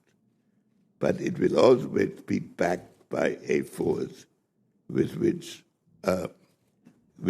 they can demonstrate the penalty of opposition. So if you look at their conflicts in the communist period with India, with Vietnam, and to some extent with us, they have always been aimed at for some dramatic demonstration followed by some negotiation that then benefits from the performance. So I think the Chinese, at this moment, are proceeding by their cultural pattern. The Belt and Road concept is an attempt to restructure Eurasia, but not entirely or largely by military conquest, but through a performance that will lead these countries to look at China as the central kingdom. For us, the problem is hegemony by any one country over Eurasia is a potential threat to our security. So the issue, in my mind, is it possible to have such a competition by political means with the backing of the military force that may be needed? But for that, we first have to know what we consider threats to our security, how we convey that to China. In China, in my opinion now, there are probably two schools of thought. One that believes that a general conflict would risk everything that they have achieved and would even in the long run be very difficult to manage. And another one that thinks that America is basically on the decline and that therefore no attention needs to be paid to our strategic concerns and that they can simply plow ahead, not in a military way primarily, but in a way that challenges the system. That seems to me to be the key issue in our relations with China. And I think it is of great importance that we attempt a conversation, a permanent relationship in which we decide we will not settle our conflicts by military means, that we will take account of the other's point of view, but where we also make clear that if essential interests are touched, in the end, a conflict will happen. So this is a partly philosophical problem, and it depends how we conduct our dialogue in this period when both countries are evolving in a new direction. China, after several hundred years, re-entering the international system, but America dealing not only with what we've discussed here, but I have been very much concerned with the impact of artificial intelligence and the whole evolution of science, in which the scientists are running way ahead of what the political world has been able to absorb. And so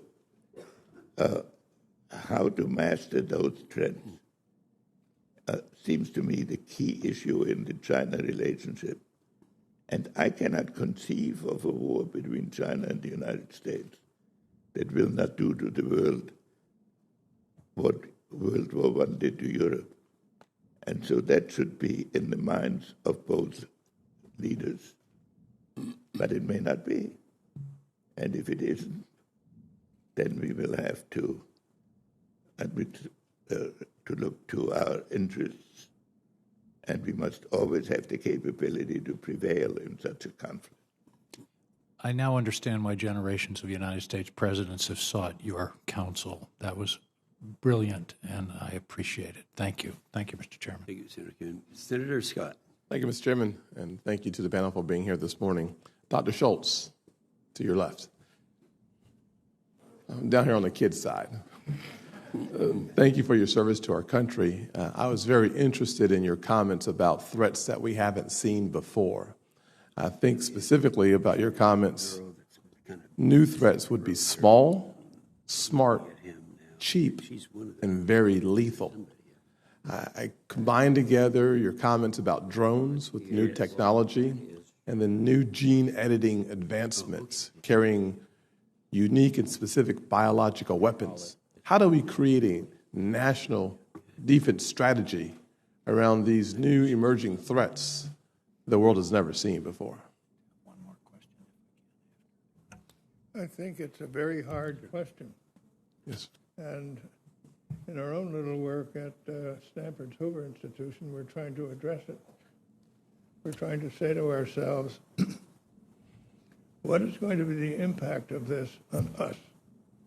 What's going to be the impact on Russia, on China, on Iran, and so on, South America, around the world? And after we try to think our way through those things, and say, well, then how do we position ourselves in this new kind of world to be effective?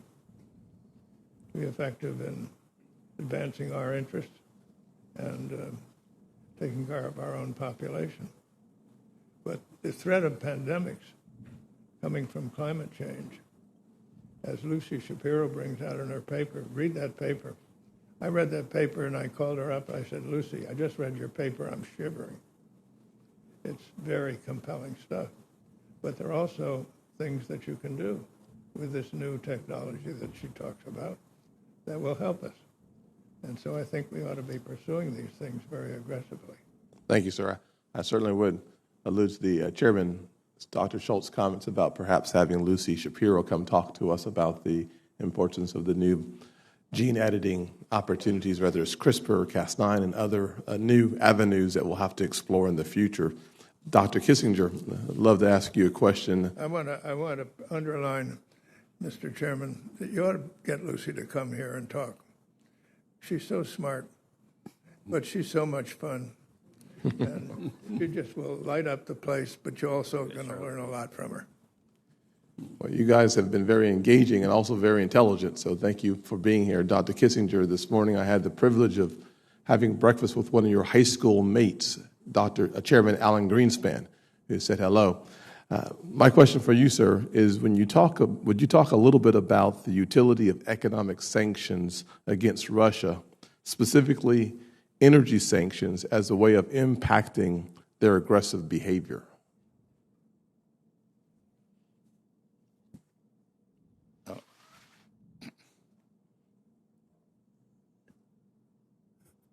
Russia is, in my view, not a strong country. Russia is a weak country with a large military establishment and a very determined leadership. So, Russia has presented historically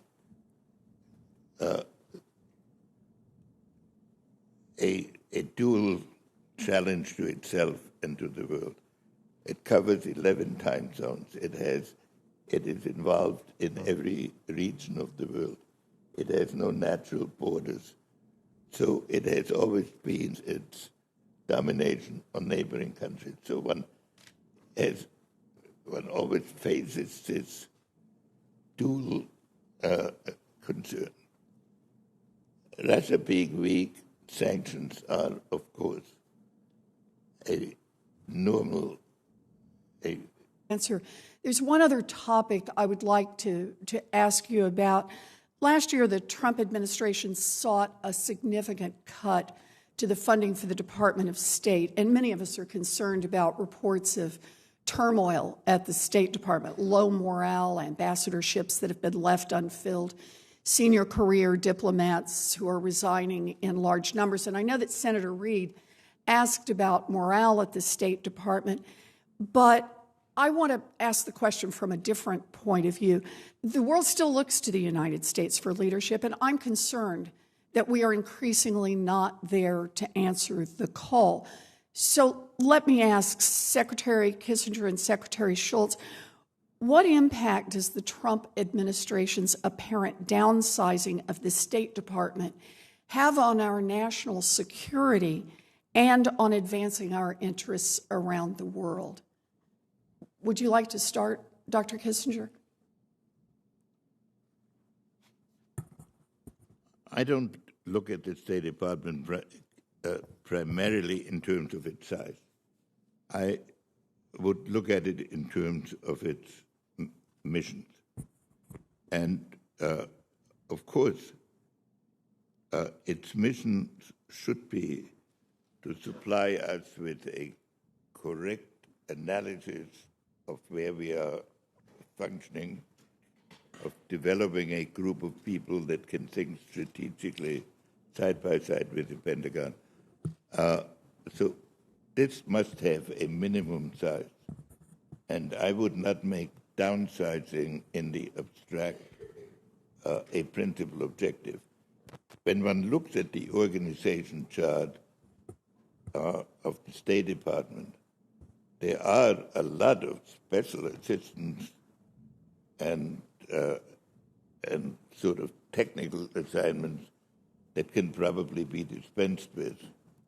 I have not thought that the size of the State Department is the principal obstacle to foreign policy.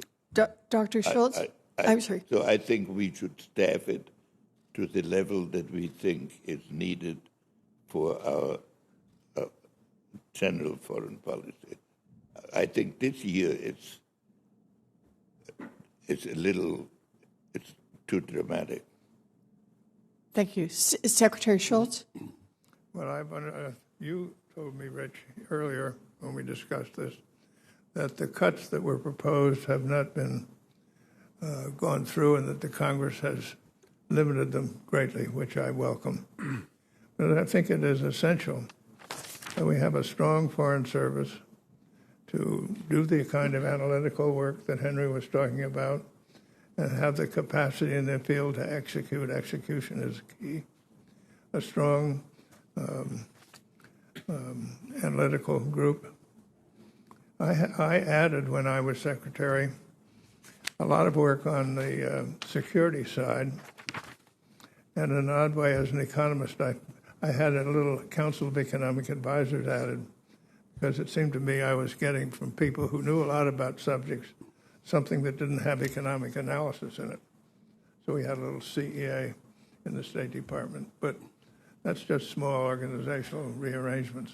But I think we need a strong State Department. And as Rich was saying earlier, it's particularly important to have a strong inflow of talent, because these are the people 10, 15 years from now that you'll be looking to. You've got to bring them in, train them, give them experiences. They're not going to learn from books. They've got to have experience out in the field, and that's what they get. So that's essential to keep going. Thank you. Thank you, Senator Warren. Thank you. Senator Sullivan.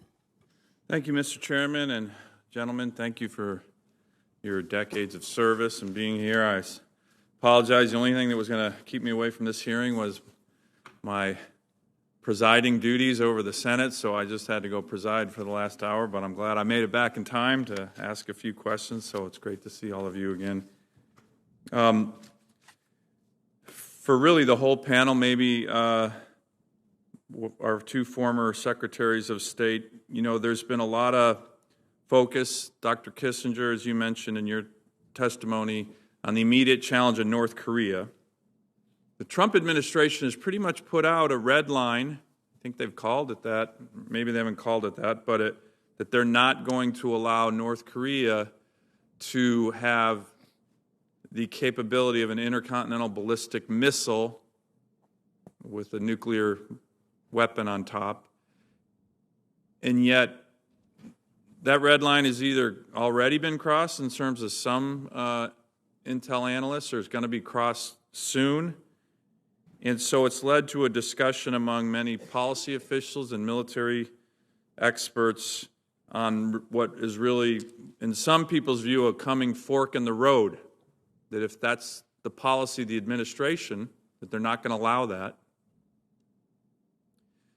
And yet North Korea either has it or is going to have it very soon.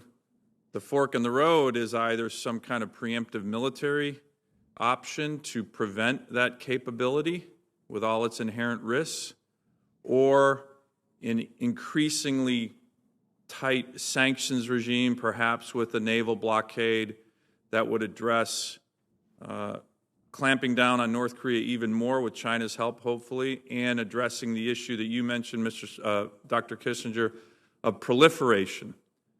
Could you just, in your expertise for all the witnesses today, give us your sense on that fork in the road? Is that a false choice? Is that something, how would you be thinking about that issue, particularly given that this administration has said, we are not going to allow this, and yet it looks like it's going to happen soon? In terms of the analysis I gave here, we will hit that fork in the road. And the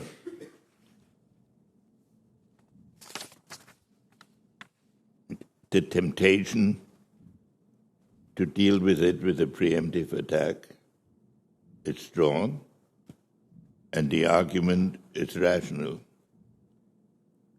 But I have seen no public statement by any leading official, but in any event, my own thinking,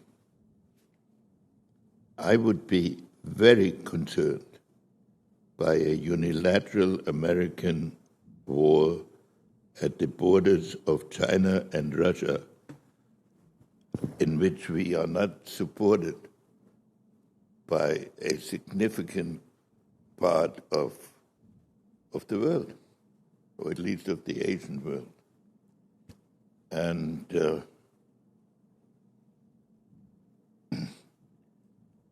if China took an unqualified opposition to the nuclear program and a joint program with us, I think it should be possible to develop the sort of sanctions and pressures that are irresistible. And that would be my preferred course. And on the other hand, if it turns out that neither is available, then we better get used to the fact that South Korea, in my opinion, will not accept being the only Korea that has no nuclear weapons. That will lead to similar trends in Japan, and then we are living in a new world in which technically competent countries with adequate command structures are possessing nuclear weapons in an area in which there are considerable national disagreements. That is a new world, which will require new thinking by us. And it will require also a rethinking, I believe, of our whole deterrent posture. Because right now our deterrent posture is basically assumes one major enemy.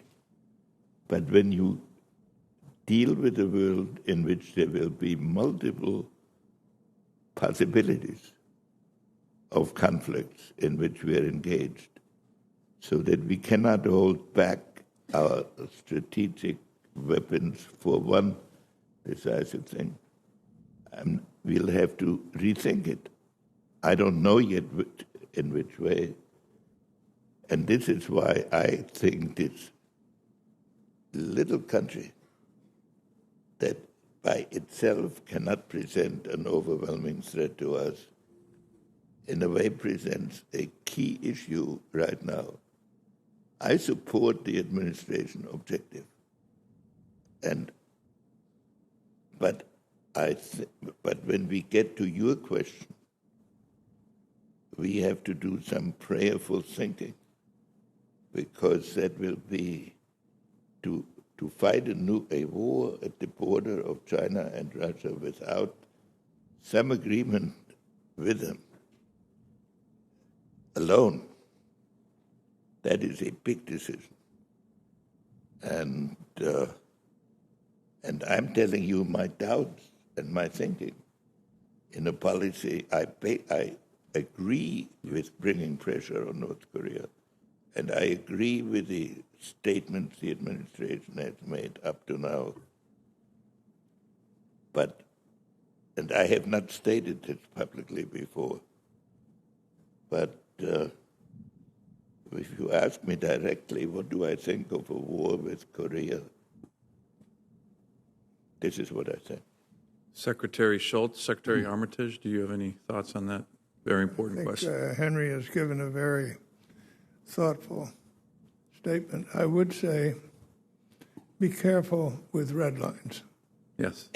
I remember at the start of World War II, I'm a boot in the Marine Corps. And I remember the day the sergeant handed me my rifle. He said, "Take good care of this rifle. This is your best friend. And remember one thing. Never point this rifle at anybody unless you're willing to pull the trigger. No empty threats. Empty threats destroy you."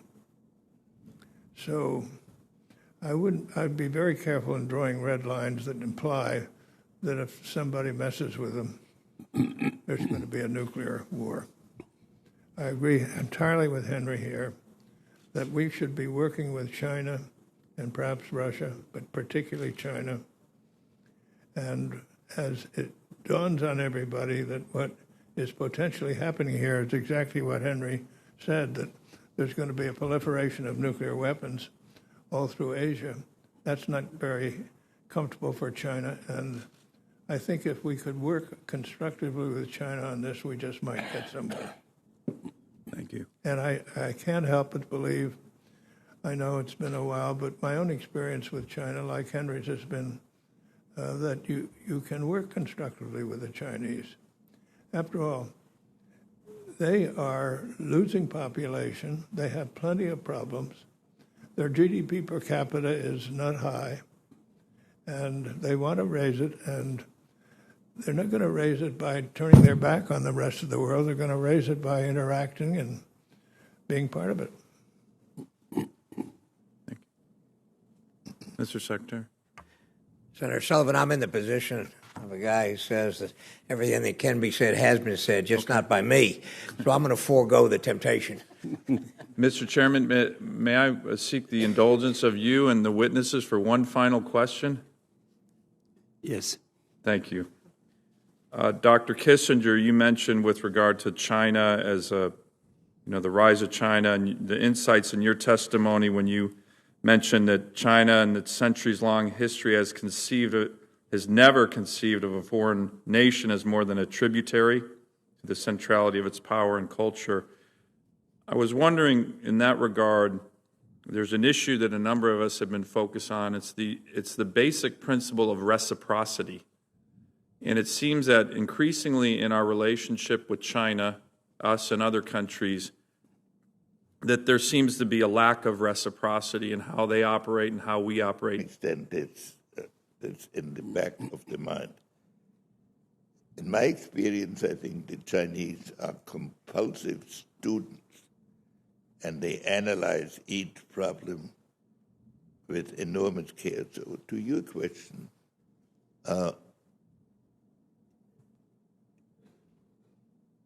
our approach is usually pragmatic.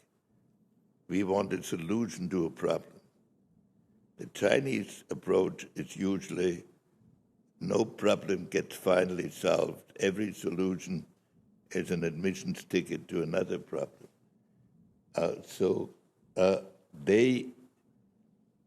The issue between us when we talk is how do you marry the conceptual approach of the Chinese with the pragmatic approach? I think that the Chinese are very confident now of their achievement. At the same time, I believe it likely that the leadership realizes that it is very difficult, if not impossible, for them to carry out the domestic changes in an atmosphere of Cold War with the United States. And therefore, I have believed that at least an attempt should be made to see whether we could come to some understanding of the limits of our conduct towards each other, and where possible, where we can operate cooperatively. But if you look at the road and belt thing, if it progresses, it goes across many great civilizations, and not all of them are going to adhere to that automatically. So there should be an occasion for the United States to develop its concept, the Chinese theirs, with a lot of flexibility given the scope. But when there is no flexibility and a contest occurs, we have to be aware of the fact that it would have catastrophic consequences for the world, and that it is hard to see who can win with modern weapons, with new weapons that one has no experience with weapons like George has described. This is what drives my thinking on China. I recognize that by their scope and their history, they are a powerful force in the world. We can't abolish that. We have to be sure that we understand what our role is in the world and develop a long-range dialogue that doesn't change every 4 years, and capacity to deal with it. That's now, and a part of that, of course, is that any lasting structure must have reciprocity. Maybe not in every individual field, but the perception of the chief actors has to be that the relationship is reciprocal. Thank you. Thank you, Mr. Chairman. Thank you, Senator Sullivan. This has been just overwhelming to us to be able to hear from you, and this was actually better than it was back in 2015. So I thank you very much for your patience and for your wisdom. You've done a great service to America. Thank you so much. We are adjourned. Thank you.